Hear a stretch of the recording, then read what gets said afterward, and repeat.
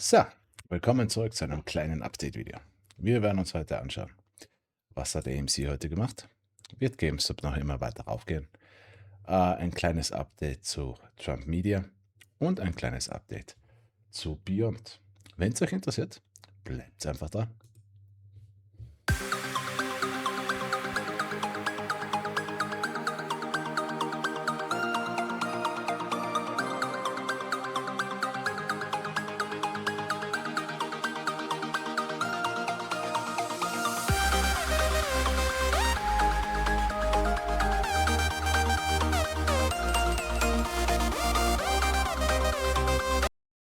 So, wie immer, ich benutze die fraktale Methode. Ich werde das Tutorial-Video ans Ende des Videos hängen oder ihr schaut euch einfach, ihr sucht es einfach nach der Playlist Fractal Method. Na gut, dann schauen wir uns gleich eben hier an.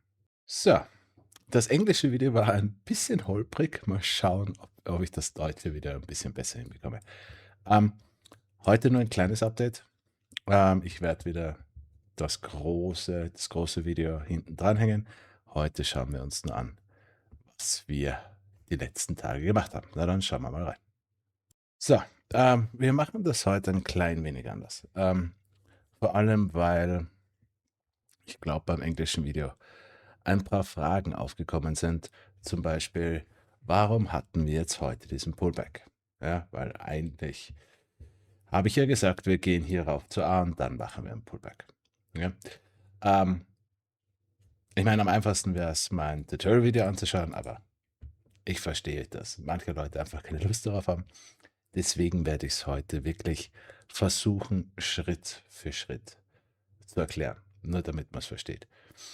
Wir fangen mit der bärischen Variante an. Gibt nur eine, bedeutet, das Ganze ist nicht unser Boden und wir werden von morgen an hier runterfallen, ein neues Allzeitlow schaffen.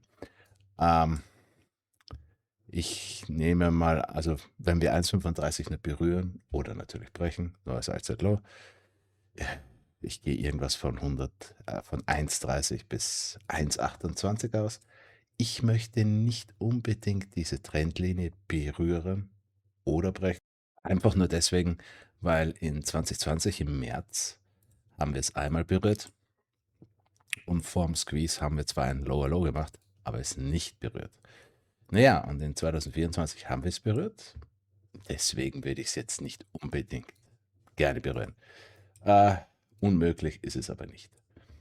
Noch bevor wir zu den Versionen gehen, wenn die Frage aufkommt, das geht nicht, funktioniert nicht, GME schaut extrem bullisch aus, AMC kann jetzt nicht fallen. Ja?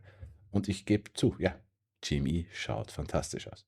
Nur noch einmal, hier das beste Beispiel, AMC 2020, 2021, auf der linken Seite auf dem zweistündigen Chart, rechts GameStop 2020, 2021, auch auf den zweistündigen Chart. Und wenn man sich anschaut, wenn AMC hier runterfällt zu seinem Allzeitlow, wo ist GameStop? GameStop geht die ganze Zeit nach oben. Ja? Also unmöglich ist es nicht. Ja? Sei nur dazu gesagt. Ich sehe es zwar noch nicht, aber wir sollten auf jeden Fall die Antwort bis Freitag bekommen, ob dieses Higher Low, ob dieser Boden jetzt hält oder nicht. So, jetzt zu den Varianten. Also, wir fangen einmal an mit der Variante, die wahrscheinlich am längsten dauern würde. Bedeutet, wir haben letzten Freitag unseren Boden bekommen. Ja?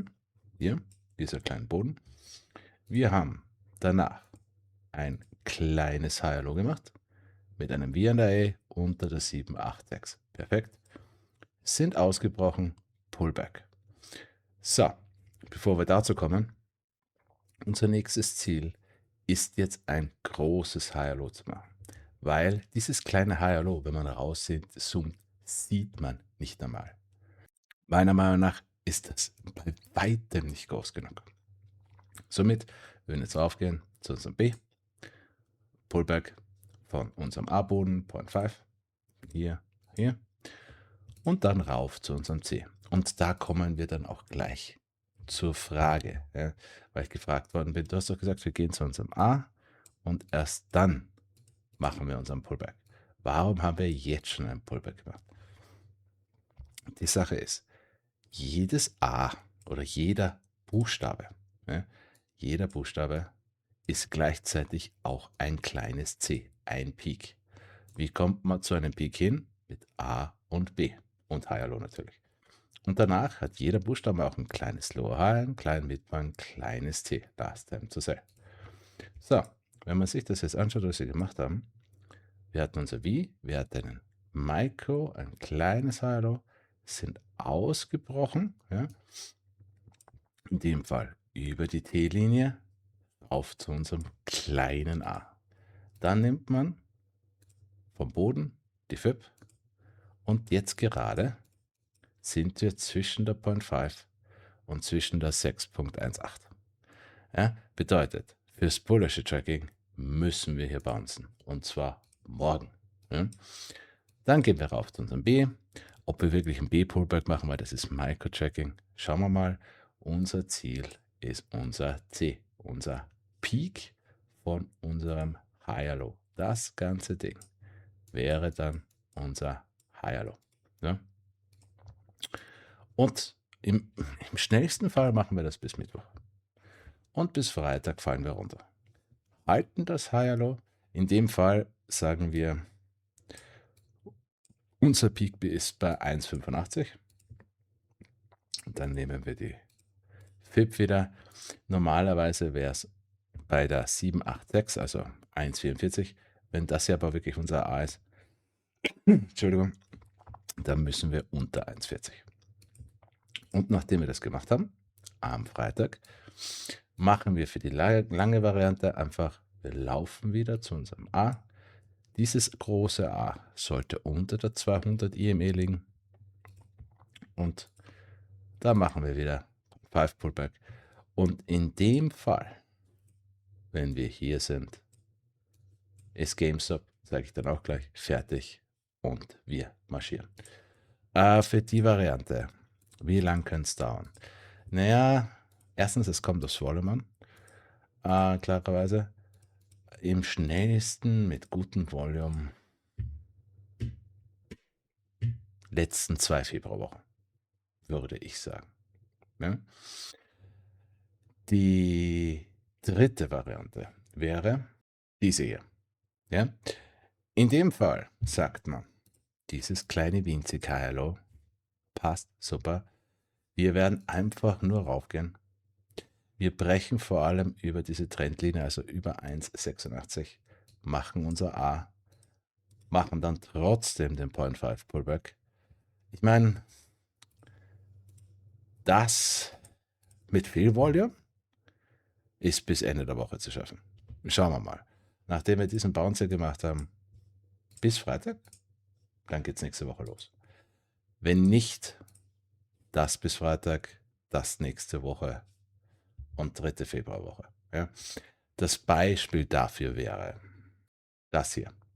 April 2024. Ich hasse es, das damit zu vergleichen, aber das wäre das einzige Beispiel dafür, weil wir hatten hier unser V. Auf dem einminütigen Chart haben wir hier unser kleines High Low, okay, und dann sind wir rauf zu unserem A gegangen. 0,5 und oder 0,618 Pullback. Dann haben wir hier noch ein kleines High Low dran gehängt. Wir unter der 7,86 und unter V&A und dann sind wir marschiert. Ne? Das wäre das einzige Beispiel da. 2021 und 20 hat so ausgeschaut. Ne? Wir hatten unser V, wir haben hier ein kleines Micro-High Low gemacht, wir haben hier ein großes High Low gemacht, oder groß, ein größeres, und hier war unser A mit einem 0,5 Pullback. Ja? Da ich eher oder eigentlich nur 2020 bis 2030 tracke, gehe ich mehr davon aus. Aber wir müssen einfach auf Landmarks warten. Somit schauen wir mal. Die einzige nicht All-Time-Low-Alternative, die ich jetzt noch hätte, wäre die hier. Das bedeutet, das ist zwar ein Higher Low, aber es wäre noch nicht fertig. Ja? In dem Fall, wenn wir morgen anfangen, weiter runterzufallen, ja, dann müssen wir hier drunter. Hier. Ich weiß, hier steht 1,35 und hier auch. Also eigentlich müssen wir 1,35 und ein halber Cent, ja, weil wir müssen hier drunter. Ja.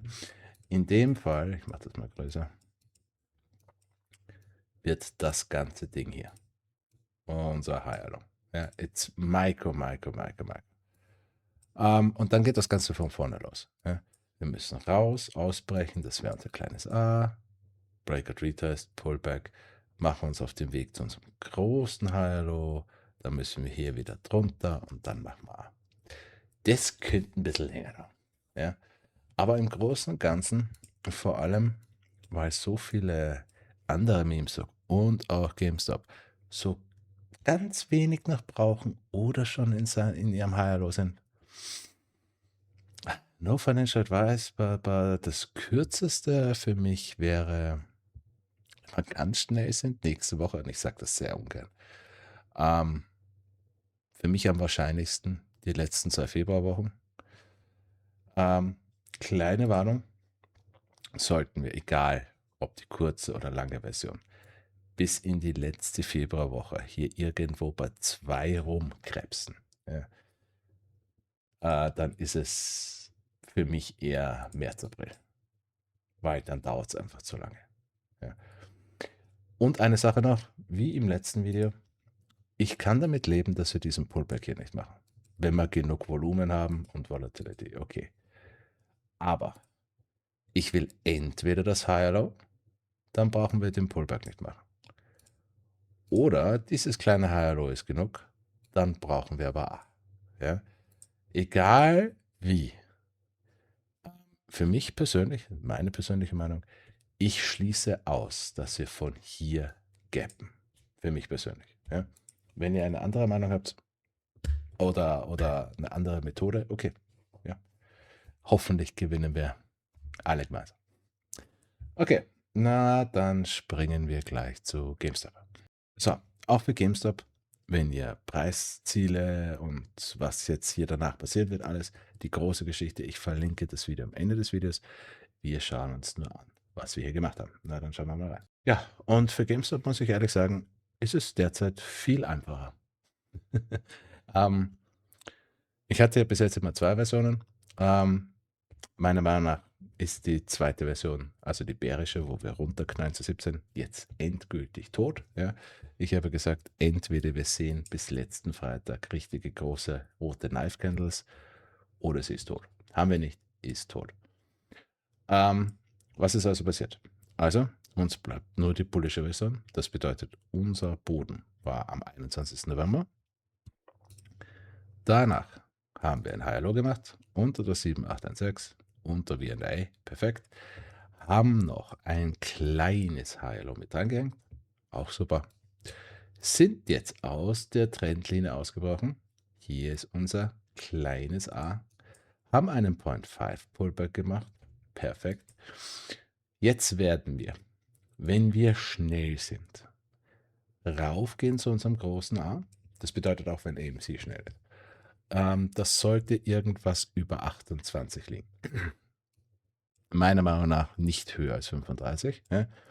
Ob wir jetzt so ein kleines B mit Pullback drin machen, kommt darauf an, wie schnell wir sind. Wenn wir schnell sind, nein. Wenn wir langsam sind, dann wird sich das hier einfach wiederholen. Rauf, 0.5 Pullback von unserem A-Boden. Ja. Damit wieder jeder schreit, oh, der Squeeze ist vorbei, scheiße. Ne? Und dann gehen wir wieder rauf. Ja, wir squeezen wieder. Und dann machen wir den richtigen 0.5 Pullback. Von unserem Low zu unserem A. Also wenn wir zu 33 gehen, kommen wir dann runter zu 25. Da weinen dann wieder alle. Nur an dem Punkt wird AMC auch fertig sein und schwuppdiwupp, am nächsten Montag knallt's. Ja. Also alles in allem, es schaut fantastisch aus. AMC schaut fantastisch aus. Beyond, Bad Buffer Beyond, FFAI, GME, all die Stocks, DGT. Bin ich jetzt gerade ins Englische zurück? Oh fuck. Tut mir leid. Generell schauen so viele Meme-Subs so genial gerade aus. Alle sind kurz vor ihrem Boden oder sind schon im Higher Low. Zufall? Vielleicht. Ähm, ich muss ehrlich sagen, ich glaube einfach, selbst wenn wir jetzt wirklich die lange Route nehmen, bis April, ähm, ich gehe von was Großem dieses Jahr aus. Ich weiß, wir sind erst am Anfang, aber spätestens. Und eigentlich möchte ich was Großes Februar, März sehen.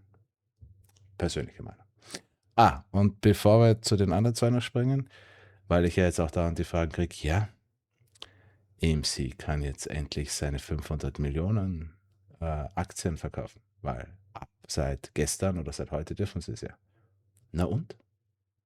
Ja, ich sag's noch einmal, mit der Methode spielt es keine Rolle. Und wenn AMC 5 Milliarden Aktien verkauft, es spielt keine Rolle. Äh, vielleicht bekommen wir jetzt, ich meine, ich habe schon ein paar gezeigt, ein paar Beispiele. Unity, perfektes Beispiel dafür. Ja? Wer mit dieser Methode trackt oder tradet, muss akzeptieren, Leute, dass diese Methode ausschließlich nur wegen einer Sache funktioniert. Es ist scheißegal. Es gibt kein Supply and Demand. Und ich meine, das sollten eigentlich Leute, die diese Memes tracken, schon langsam kapiert haben. Ich persönlich könnte morgen 5 Milliarden AMC-Aktien kaufen. Und es würde vielleicht 0,05% raufgehen. Das soll was heißen. Ja? Ich habe das bei anderen ganz, ganz kleinen Aktien schon ausprobiert. Ich habe einfach 5-mal den Float gekauft. Es ist scheißegal. Ich meine, wenn ihr nicht dran glaubt, ich verstehe das. Leute, ich habe 2 Jahre gebraucht, um wirklich zu sagen, scheiße, da stimmt was nicht. Ja? Wie gesagt, ihr könnt mir diese Frage auch im Englischen so oft stellen, wie ihr wollt. Für mich persönlich ist es wurscht. Wir werden sehen, ob ich recht habe. Okay. Na, dann springen wir mal in DTT. So, für DTT, ich werde heute nicht alles nochmal erklären, nur wegen dem kleinen Drop ein kleines Update machen. Nur zur kleinen Wiederholung. Ja. Fürs bullische Tracking, und ich habe derzeit keine wirkliche Alternative, ist dieses Fractal fertig. Und zwar im November. Ja. Das Ganze ist im November fertig. Was wir jetzt noch brauchen, ist ein großes High Low. Ja, sobald das fertig ist, sind unsere Ziele bei 60 für A, bei 70, 90 bei B. Und dann ist noch die Frage, brechen wir allzeit hoch. Ja. Und was wir als nächstes machen müssen, ist dieses High Low. Ja. Es gibt allerdings davon 2 verschiedene Arten. Ich werde das nur heute, damit das Video nicht zu lange wird, nicht wiederholen. Die einzige Sache, die wir uns heute anschauen, ist das hier. Weil im letzten Update-Video habe ich ja gesagt, das hier ist unser A. Ja, dieses A war fertig mit diesem Pullback und das war einfach nur das Higher Low zu diesem A. Ja, mit dem Bruch hier, nee. Ja, kann nicht mal Higher Low sein, weil ist niedriger. So, deswegen gibt es jetzt 2 andere Varianten. Das eine ist, das ist noch immer A. Ja, bedeutet aber, hier Pullback zur 618. Bedeutet, wir müssen ab morgen bouncen. Ja? Also ab morgen müssen wir hinauf. Ja? Dann wird das ganz einfach B, C und so weiter, wie im letzten Update-Video. Sollten wir weiter runterbrechen, dann kann das nicht A sein. Aber dann wird das unser größeres High-Low. Es ist noch nicht das High-Low, aber unser größeres High-Low. Wie tief wird das gehen? Ja, einfach von dem zu dem hier unten. Wir müssen runter zu 786, bedeutet unter die 1135. Ja, hier runter. Dann müssen wir allerdings erst A machen, Pullback B. Ja, das würde es verlängern. Schauen wir mal, was es sein wird. Ja, bin selber gespannt. Aber auch das ist Schaut ziemlich gut für einen Run aus. Schauen wir mal. Okay. Und letztes ist Beyond Meat. Auch hier nur ein kleines Update für die ganze Geschichte. Ich glaube, das war sogar im letzten Video drin. Ich werde es dran hängen. Wir reden heute nur darum, was wir heute gemacht haben. Für einen kurzen Überblick.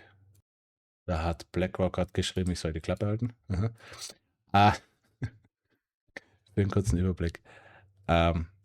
Dieses Factor ist auch fertig. Meiner Meinung nach ist das eigentlich schon ziemlich bestätigt. Unser V war am 13. Oktober. Seitdem machen wir Higher Low. Wenn wir mit dem fertig sind, unser nächstes Preisziel für A ist irgendwas zwischen 15 und 25. Dann Breakout Retest von dieser Trendlinie. Nächstes Ziel danach B, irgendwas über 46 bis 90. Sei nur wieder dazu gesagt, der Run zu A sollte schnell sein. Wenn der Pullback genauso langsam ist wie beim Higher Low, wird das ein bisschen da. Na gut, dann schauen wir uns das mal an. Ich habe ja auch schon letztens gesagt, von unseren 2 Alternativen ist nur noch eine übrig und das bedeutet, dass das ganze Ding von Oktober bis heute unser Higher Low ist. Ja? Und dass das hier einfach nur unser T ist. Und technischerweise ist es, also wenn man nach den Regeln spielt, sind wir fertig. Wir sind unter dem Level, wo wir angefangen haben.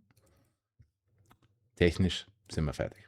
Bedeutet, wir könnten jederzeit von hier aufmarschieren. Einzige Sache, die ich immer dazu sage, ist, wir haben hier noch immer eine Gap offen, ja, von 80 Cent bis 66 Cent. Und ich habe auch immer gesagt, wenn wir hier drunter fallen, werden wir diese Gap füllen. Wir sind jetzt bei 74 Cent. 66 Cent ist die Gap. Das sind 8 Cent. Also ich gehe davon aus, wir füllen die bis Freitag, im besten Fall. Ja. Dann vielleicht ein kleines Micro-Higher Low und wir marschieren nächste Woche, im besten Fall. Ja. Das Higher Low hier, bevor wir gerannt sind, hat 4 Stunden gedauert. Nur so eine Sache, falls wir diese Gap nicht füllen sollten und wir würden jetzt plötzlich anfangen, so ein kleines Higher Low zu machen, das halten und hier rausbrechen, das ist bullish.